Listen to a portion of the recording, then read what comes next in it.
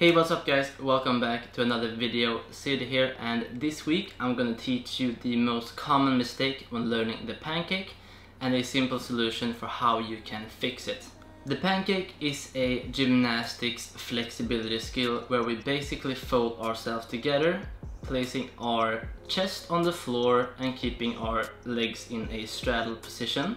And usually when learning the pancake, you usually start with your head to the floor, then your chest to the floor, and the goal is to get your belly to the floor.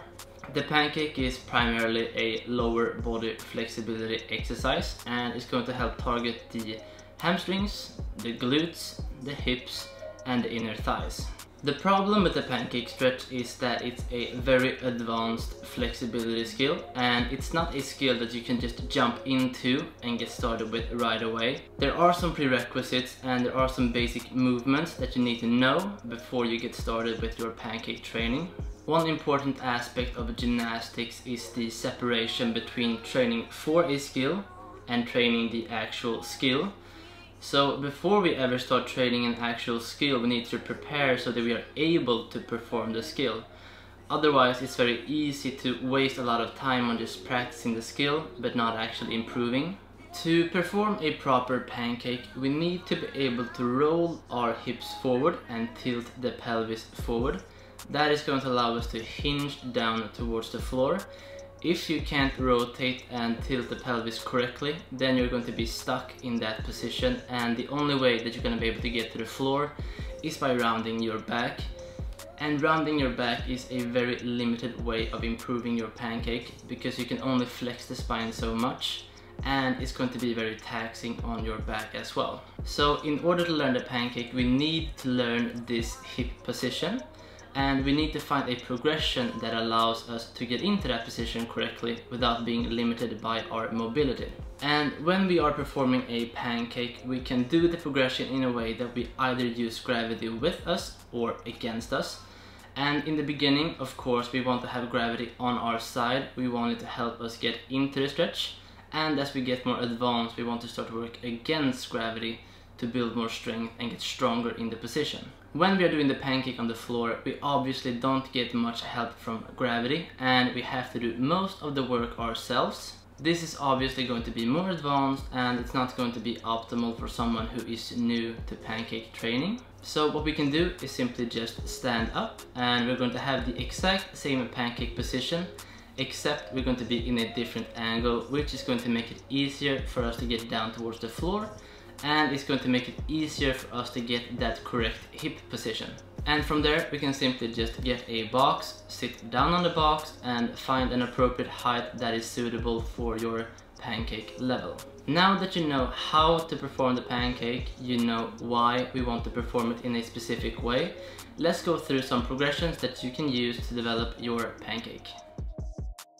The easiest progression for the pancake will be in a standing position. Here we are going to get the most amount of help into the stretch, since our chest will very easily come forward.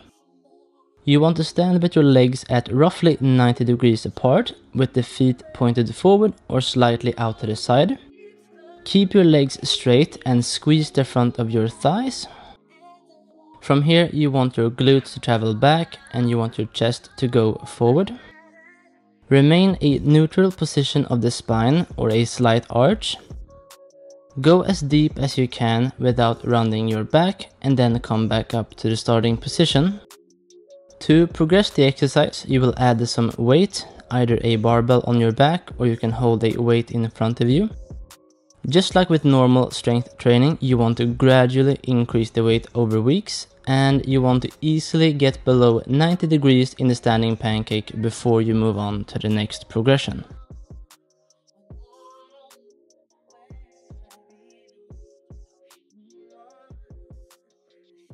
Once you have become comfortable with the standing pancake and have learned to hinge from your hips with a neutral spine, you can get started with the pancake good mornings. In this progression, we are going to progress the exercise by sitting down on an elevated object and gradually over time reduce the height of the object. The key here is to start with an object that is high enough to allow you to get into the stretch correctly. One thing to keep in mind is the following. Don't keep your legs completely straight. This is going to put a lot of pressure on your knees and can potentially be dangerous. Always keep a slight bend in the knees just to be sure. Once you are on the floor, you can keep them completely straight, but not when elevated.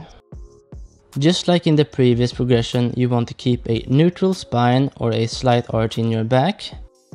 Keep your eyes forward to help keep the body upright. If you look down with your eyes, the body tends to follow and going into that rounded position that we want to avoid. In the beginning, you can start with bent knees and your butt high. You can then progress the exercise by either straightening your legs or adding more weight or lowering the object. Then you want to continue this process until you are able to perform the pancake good mornings on the floor with decent range of motion.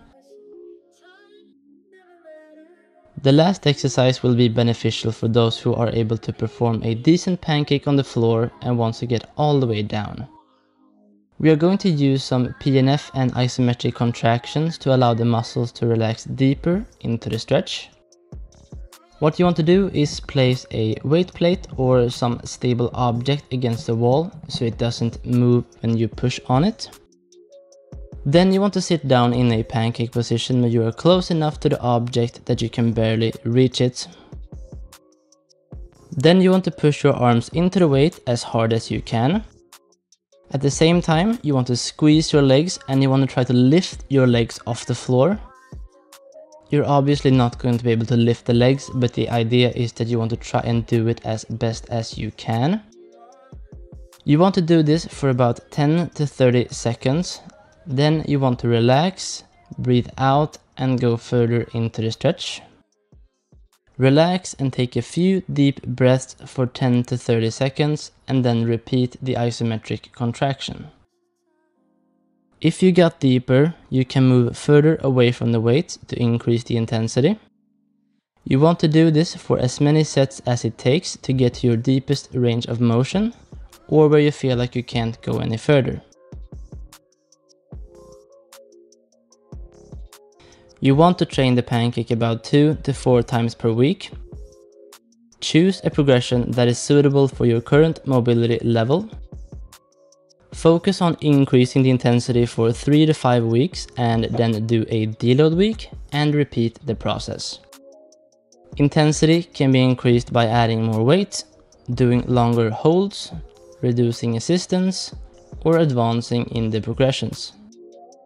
You deload by choosing an easier progression for 1 week with less reps and sets. Then you want to advance the progression after your deload week.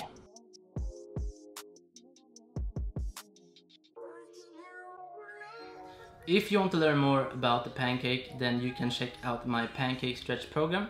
It's a complete program to teach you the pancake with the every progression. If you want to learn more about the pancake, then you can check out my pancake stretch program. If you want to learn more about the pancake, then you can check out my pancake stretch program. It's a complete program. If you want to learn more about the pancake, then you can check out my pancake stretch program. It's a complete program that teaches you everything that you need to know about the pancake. It gives you all of the progressions that you need and a simple and easy plan to follow. The link for the program will be in the description if you want to check it out, and if you have any questions about the program or the pancake in general, then just leave a comment down below.